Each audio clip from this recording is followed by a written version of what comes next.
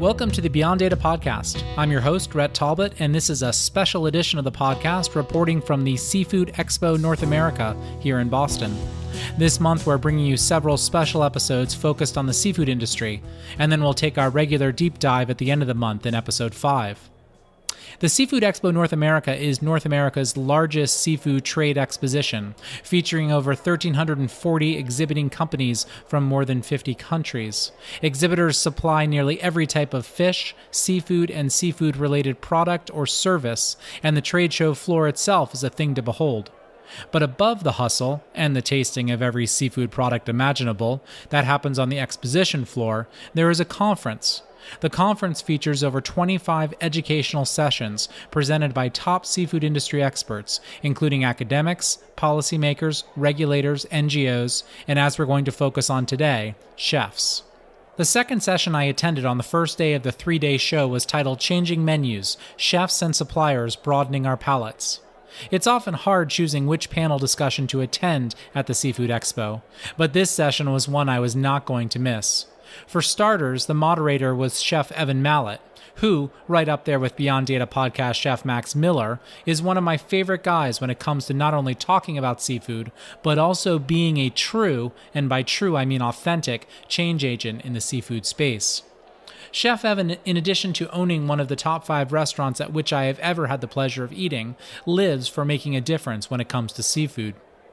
Joining Evan on the panel were Chef Derek Wagner of Nick's on Broadway in Providence, Rhode Island, Jared Auerbach of Red's Best, Chef Jeremy Sewall of Boston's Island Creek Oyster Bar and Row 34, with locations in both Boston and Portsmouth, New Hampshire, and Justin Beavers of Fish Choice. I should add here that Evan's restaurants are Portsmouth-based Black Trumpet and Belfast, Maine-based Ondine Oyster and Wine Bar. You can find links in the show notes at beyonddatapodcast.com. After introductions were out of the way, Evan jumped right in. A nice way for us to begin is to look at the challenges that we're facing right now. And unfortunately, these are the same challenges that we as chefs have been facing for a long time. So the numerous challenges, I think chief among them, for the purposes of this panel, is the conviction that we're not diversifying our seafood as much as we should be or as much as we want to be and believe we care. According to the best available data, over 90% of the seafood Americans consume is imported to the United States, and the top 3 species are shrimp, salmon, and canned tuna. Here in New England, fishers and some forward-thinking local chefs bemoan that fact when there are underutilized species right here in the Gulf of Maine. The same holds true on the West Coast. There are delicious, sustainable options that you simply don't see on menus very often. Why not? Jared explains from the supplier standpoint. There's actually no challenges on the supply side except the unknown. We unload a fish weir, if you guys know what a fish weir is, or a fish trap, on Cape Cod. It's this sort of like amazing, beautiful way of harvesting the ocean. This one fish weir has been around since at least the early 1900s. The guy who runs it actually has the logs dating all the way back to the early 1900s. It's this amazing way of harvesting the ocean, but we have no clue what he's going to land in May. He's going to catch a lot of fish. We don't know if it's going to be a lot of scup or a lot of pogies or a lot of black sea bass. I think that's sort of the basis of the challenge here. So if the challenges are not on the supply side, if there are plenty of abundant and underutilized species we could be eating, why do we go back to just a handful? Part of the problem is perhaps with suppliers who, while having access to a more diverse species mix, might argue that their job is to provide what is ordered by the chef or other buyer. The supplier might say that it's the chef or fishmonger who is responsible for creating demand. But how can anyone create demand for a product that isn't on the menu, or in the seafood case? I've touched on this chicken and the egg conundrum before in various articles, and while it's easy for me to point the finger at chefs, the reality is the majority of chefs don't view educating the consumer as their job. They don't even have time for it in many cases. This is no doubt a global issue, but because we're here in New England, let's look at it from a regional perspective. Those 3 top species, shrimp, salmon, and tuna, generally don't originate from here, but cod, which generally shows up around number 7 in the 10 most consumed species, does. If we look at the data, we can see an opportunity. Evan walked the audience through the most recent data. 95 to 98% of the total allowable catch for Atlantic cod was caught. So for those who don't know what total allowable catch is, there's an allocation that fishermen can catch, and these numbers include Georges Bank and the Gulf of Maine, and 95 to 98% of what they were allowed to catch was caught. Haddock was at 65% in the Gulf of Maine. It's rebounding, and we can do an entire panel about the success story of haddock's recovery, but it's considerably lower in other sectors. So 65% in the Gulf of Maine, much lower elsewhere. That means there's a lot of haddock out there that's not being caught. Hake and redfish, arguably as delicious as the previous two species that I mentioned. Certainly in my book they are. 42% of total allowable catch. And then finally, we have, next to dogfish, the biggest reject in the ocean, at least near here, Horsad pollock, the Atlantic pollock. Total allowable catch in 2016 was 16.8%. But how do we create demand for a species like hake, redfish, or pollock? We have a lot of pollock on our menu at my little restaurants, but we also have people like Jeremy who are making that change more significant. And I guess, one of the things that we need to do is make this demand be able to drive the change on our menus. Jeremy's restaurants, Island Creek Oyster Bar and Row 34, have a daily menu. And using his own network of suppliers with whom he's built relationships, Jeremy's focus is on local and seasonal. I have not used the S word yet, but maybe this is a good place to bring it up. Sustainability in the seafood space was once a holy grail ideal. Keep in mind that the seafood industry has a track record of being less transparent and more change-resistant than most industries. You'll remember that Ken Ploss of Fish People Seafood talked a little about this in episode 2 of the podcast, where we talked about meal kit delivery services and sustainable seafood. I've covered the evolution of the term quote-unquote sustainable through the lens of the Seafood Expo North America over the years. Going from a somewhat abstract concept discussed by academics, NGOs, and policymakers in the conference happening in the rooms above the trade show, to then ubiquitous marketing on the trade show floor. I'll link one of my articles in the show notes if you're interested in learning more, but suffice it to say that we've now gotten to a point where sustainable is on nearly every product, and the thought leaders like Jeremy aren't as keen on it anymore. Sustainability, I don't love that word. I know that's going against grain maybe a little bit, but it's not sustainable. Isn't always clean. It's not always a black and white choice. It's really about making a choice based on the information that's in front of you, what's available to you, and making those best decisions. That's kind of how we start, and we try to find the best product we can and serve it. For Jeremy, the best product available is a local seasonal product, and because part of his business model is developing relationships with his suppliers, he knows what they are catching, and he knows many of those species are not ones his customers are necessarily familiar. Seafood has evolved. I never forget the first skate I ever caught. I was a kid fishing when my grandfather was one of the first lobstermen out of York Harbor. I'm probably 10 years old. We're out deep sea fishing, and I reeled up a skate. And the annoyed look on his face was priceless. I remember to this day. Well, he killed it with a hammer and then baited a lobster trap with it. If he knew that I charged like $32 for a skate now, would be amazing. But that is the evolution of seafood in New England, and skates everywhere now. Monkfish skate. And then you're going to kind of continue to see that because you have to. Because when you talk about stocks and availability of the fish that we kind of all grew up expecting and eating, they're just not available. And we have to be nimble. And, I think it really starts with a lot of the chefs and what they're putting on their menus. We're influencing opinion.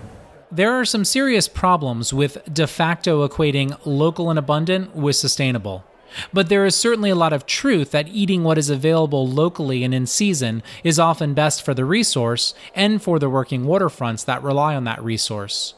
But it's much harder for the big chain restaurants and grocery stores to be as nimble as a chef of a small restaurant when it comes to purchasing decisions. Restaurants like Island Creek Oyster Bar and Row 34, Black Trumpet and Ondine are certainly making a difference, but the number of people who put their eyes on their menu pales in comparison to the number of Americans who go out and eat seafood annually. Further, most restaurants are not on the water, and they're not owned by chefs who invest the time building relationships with fishermen and small to mid-sized suppliers that do take the role of creating demand for less-known species a central part of their mission. But creating demand, as Derek of Nick's on Broadway in Rhode Island makes clear, is not about demanding.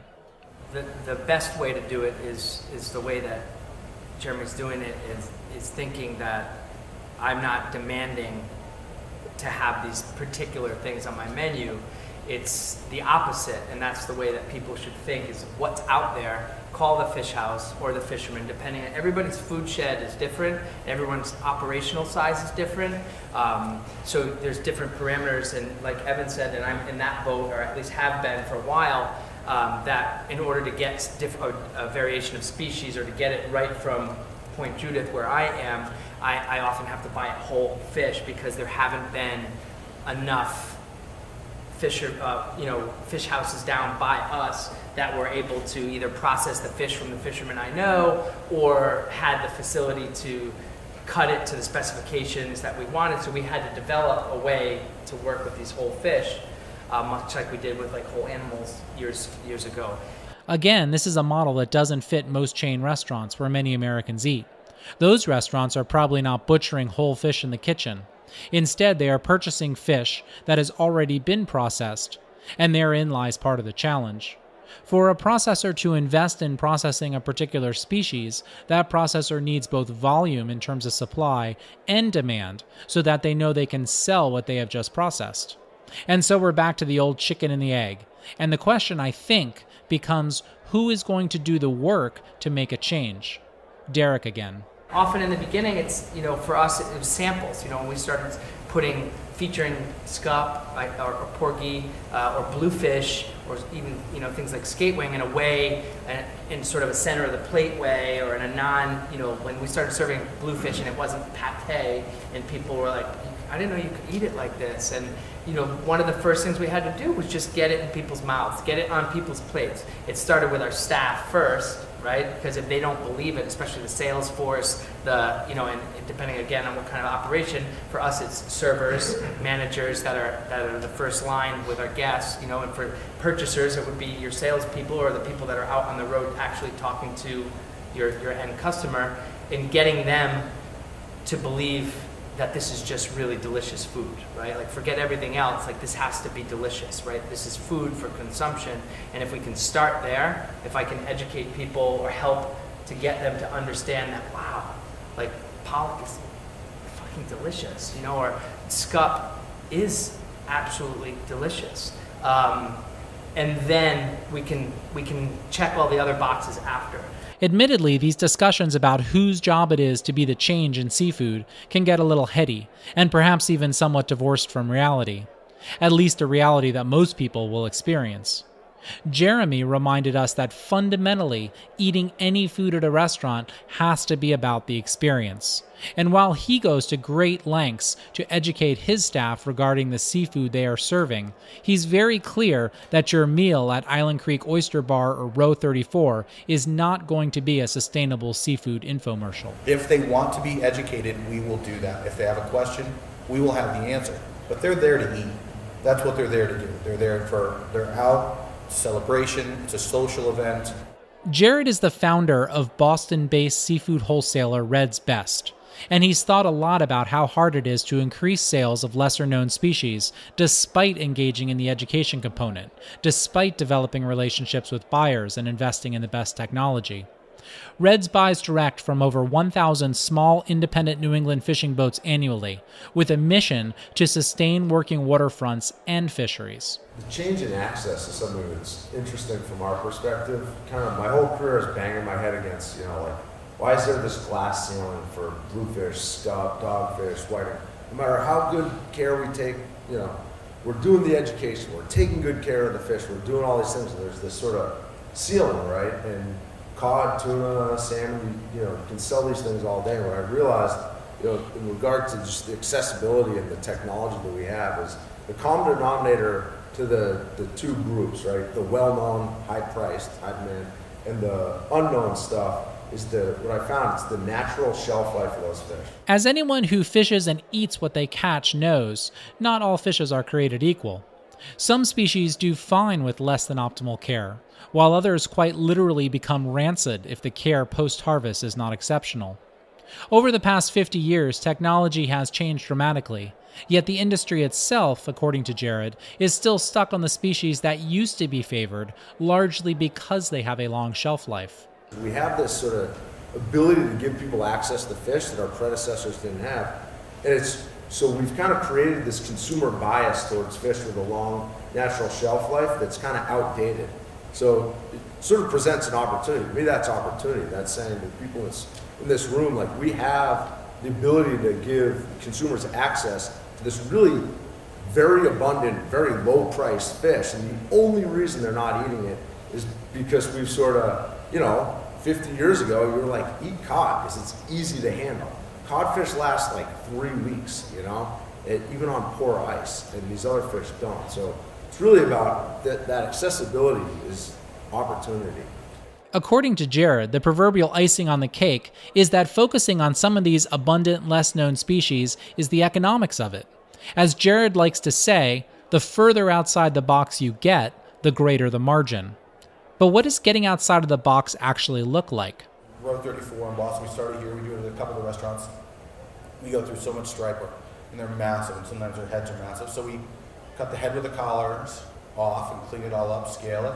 And we cut the tail from the anal fin down, clean it all up, trim it up. And we put on the menu heads and tails, and you can get a whole roasted head with the collars on. We season up and roast it in the hot oven, and the skin gets crispy and the thing comes out. And you pick at the cheeks and the head and the neck, and it is amazing because as soon as the first head walks through the dining room, everyone's like, what's that?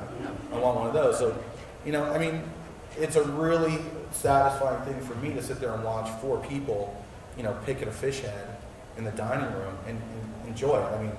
That's a really fun thing about selling seafood, is being able to sell the whole thing.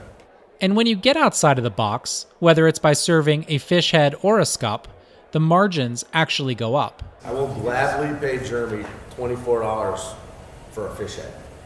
As a consumer, I do it all the time. And for him, that's like, Come on, it's food gotta costs. be, right? Like, Everybody else is using it as lobster bait. Yeah, and Jeremy's gonna be my favorite dish. well, and the other side of that is, I could pay $6 a pound for striper, or I could pay $1 a pound for scup. And I'm going to sell more striper, but the economics of selling scup is great. So that's the balance of accessibility, education, and trust in and the consumer trusting you in what you're doing. So it's a balancing act that we're trying to figure out all the time. Eating a fish head may embody the most important single aspect of implementing change in the seafood industry. And it came up repeatedly throughout the day at the sessions I attended. Trust. I think that you have to give people options, and you have to gain your customers' trust. And if they trust you, they're going to kind of go down the path with you a little bit. While trust must be rooted in transparency and traceability, it also has everything to do with trusting Evan and Jeremy and Derek. Knowing that when they put something on the menu that I've never tried, I should try it. Or better yet, I should just order the boat. At Black Trumpet, we have a boat that we work almost exclusively with that's still hook and line. And you've worked with the fishmongers, New England fishmongers. This is a small operation, but I never know what they're bringing until it lands in my kitchen. And sometimes I'll get a text from the boat saying, I know you were hoping for pollock today, but we actually, only got cusk. And my cooks hate cusk because it is basically an eel and it swims off of the cutting board. And it's hideous, but it's so delicious, one of my favorite fish actually. But my point is that we have a dish on the menu that credits the boat and the fisherman. And that begins the conversation between the server and the guest to say, why is there a boat on the menu? What does that mean? And then the preparation is talked about as it changes from day. Thanks for listening to this special edition of the Beyond Data podcast. There's lots more from this session and the others that I attended today, and I'll be sharing some of that with you in the coming days. If you like what you're hearing, please consider subscribing to the podcast on Apple Podcasts, where you can also like and review the show. That really does make a difference. Beyond Data is reported, narrated, and produced by me, Rhett Talbot. Thanks to Andy Cohen for music in today's show, and be sure to check out the restaurants and businesses mentioned in today's episode at beyonddatapodcast.com. If you have comments or would like to ask a question about today's show, call into the Beyond Data voicemail line at 207-370-1575. Again, that's 207-370-1575, and leave me a message. You can also send us a tweet at Rhett Talbot or comment on our Facebook page at facebook.com/BeyondData. Thanks for listening.